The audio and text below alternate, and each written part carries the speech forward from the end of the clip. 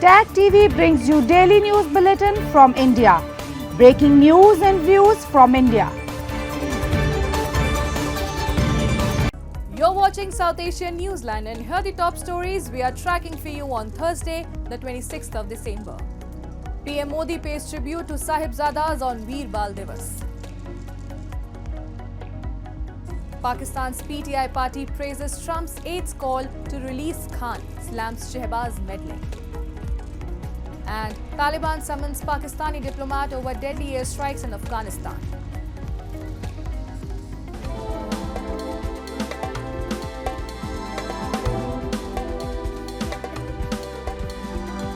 And now for all the details.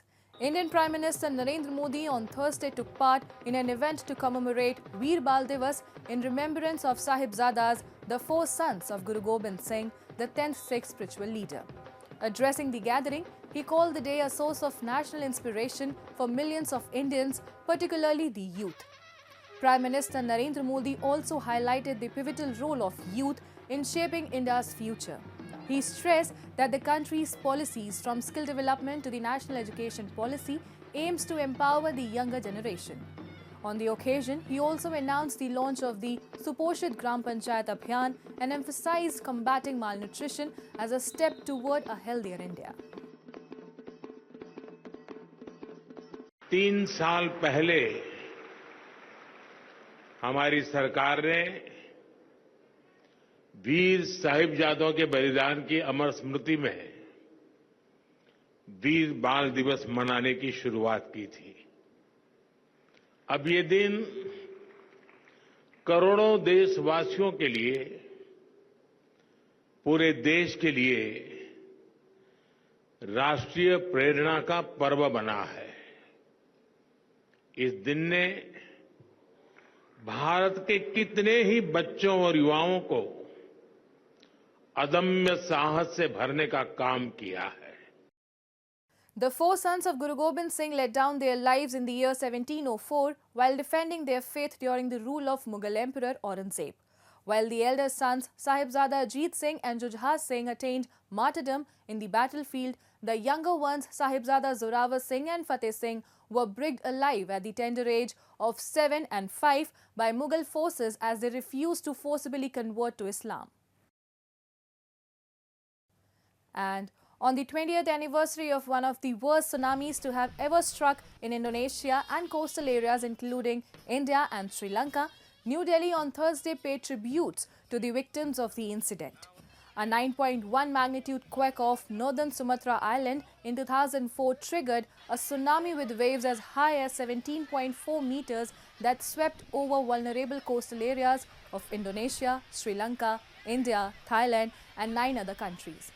Survivors and family members of the victims in southern Chennai and Puducherry cities lit candles and prayed for the souls of the victims who died in the disaster.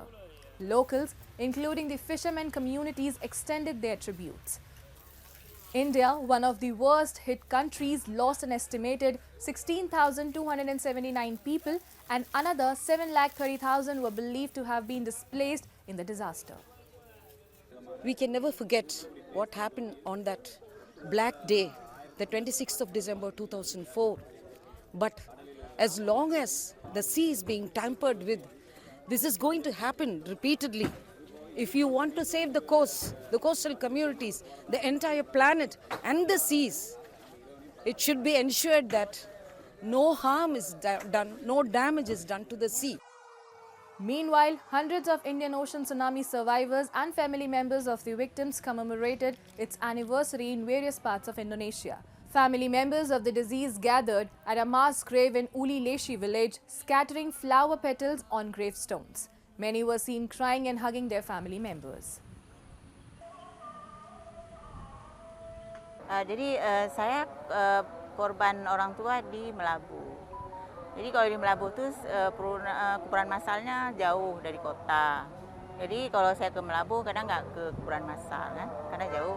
Jadi orang tua juga nggak dapat, adik, abang, mama. Jadi di sinilah saya yakin dimanapun mereka jasadnya pasti doa kita akan sampai seorang anak pada ibunya. Jadi itu aja niat yakin. Moving on. Pakistan's PTI party has welcomed the pro-Imran Khan statement from Richard Grenell, US President-elect Donald Trump's nominee, as envoy for special missions, with the ruling Shehbaz Sharif-led government slamming the foreign interference in the country.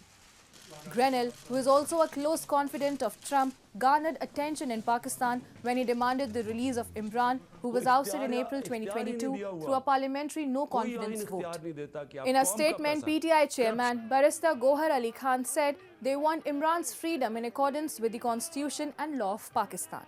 PTI founder will be released through the courts.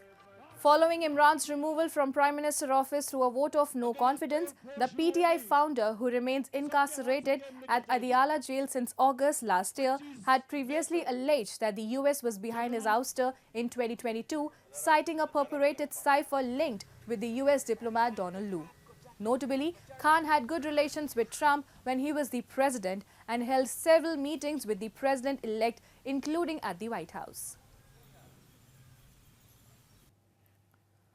Following Pakistan's airstrikes in Afghanistan's Barmal district, the Taliban's Ministry of Foreign Affairs on Wednesday summoned the chargé d'affaires of the Pakistani embassy in Kabul to lodge a protest against Islamabad's actions.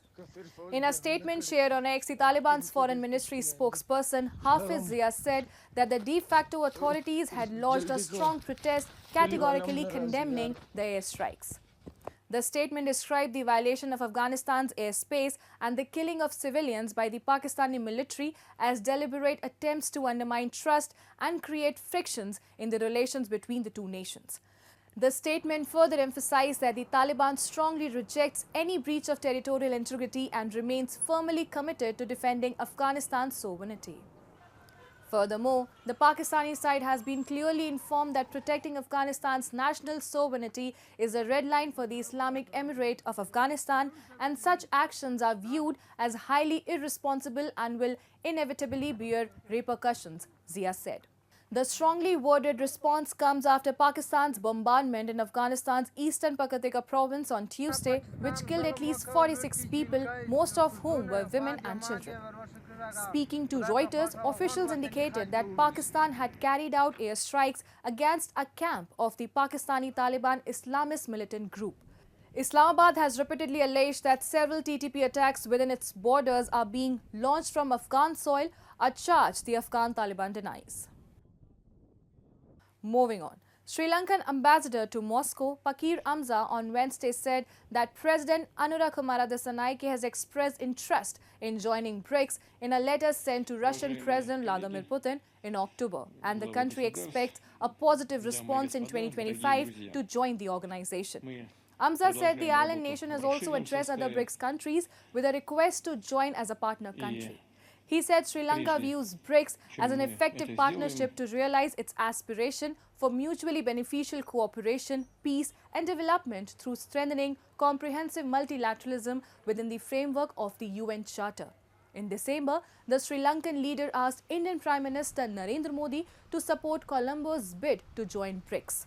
BRICS is an intergovernmental association created in 2006. Russia assumed the rotating presidency of the bloc in 2024. The year began with the accession of new members to the association. In addition to Russia, Brazil, India, China and South Africa, it now includes Egypt, Ethiopia, Iran, the United Arab Emirates and Saudi Arabia. Recently, 9 countries also have shown interest in joining the bloc.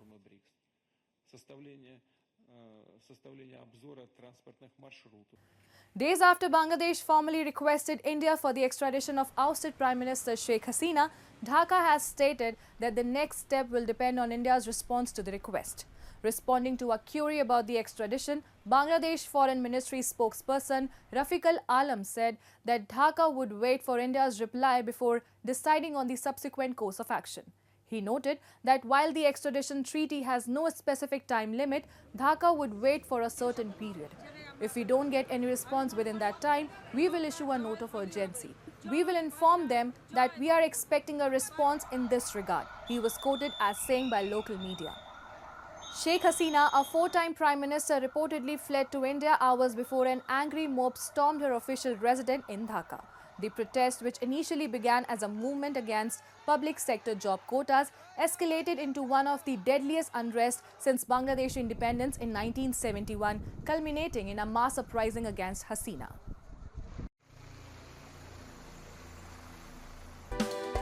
That's all in tonight's edition. We will see you same time tomorrow. Good night.